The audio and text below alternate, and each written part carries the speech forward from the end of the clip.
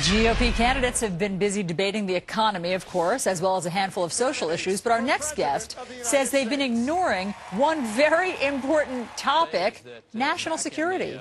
Former speechwriter for President George W. Bush, Mark Thiessen, thinks national security ought to be the focus. Good morning to you, sir. Good morning. How are you? You know what conventional wisdom says. With the unemployment rate of 9.1%, with 15 million Americans out of work, why should we focus on national security? Well, because these people are not just running to be president of the United States, they're running to be leader of the free world. In that CNN debate last week, they spent more time debating Gardasil than they did national security. It's really important that we talk about these issues. But that's not the candidate's choice, right? That's the networks and the moderators. Sure, it's not just the candidate's force. It's absolutely, it's that. But I mean, think about this. The last 4 American presidents, 2 Democrats, 2 Republicans, have sent American troops into combat in wars that nobody was talking about before they were elected. So how these people handle national security issues is one of the most important things we're going to be discussing. Jobs are important. The economy is going to be the deciding factor.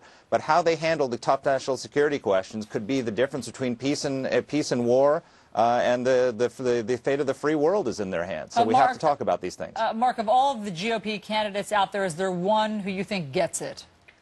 Well, I think a lot of them get it. I think in the last debate, the only one who put forward anything serious on national security was Rick Santorum when he was taking down Ron Paul and his crazy notions that we had brought 9/11 on ourselves.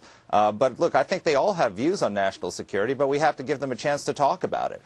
You know, one good thing is that Brett Baer, who's going to be moderating the next debate, he was a Pentagon correspondent. He understands these issues, so I think we can count on Fox to do a pretty good job of getting these questions out. Yeah, I mean, the last one clearly got lost down the track of the HPV vaccines. But who among them? I mean, Santorum may be the only hawkish candidate among them. It seems that there's pretty unanimous agreement that they want our troops back home. Well, that's what you would get from the last debates. I mean, Mitt Romney in the New Hampshire debate said that his lesson from Afghanistan is we shouldn't fight other people's wars of independence, and he wants to get our troops home. John Huntsman has said much the same thing, and last week Rick Perry said, I agree with John Huntsman. No one should begin a conversation about national security with the words, I agree with John Huntsman. We need to have a serious discussion about, you know, how many troops are we going to have? Do they agree with President Obama's decision to end the surge?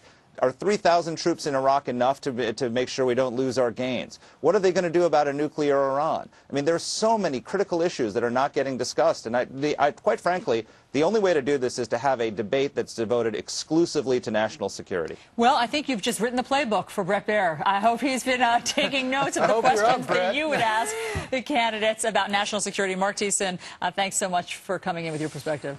Thank you. Thank you, sir. Coming up, when Rick Perry called Social Security a Ponzi scheme, everyone thought it would backfire.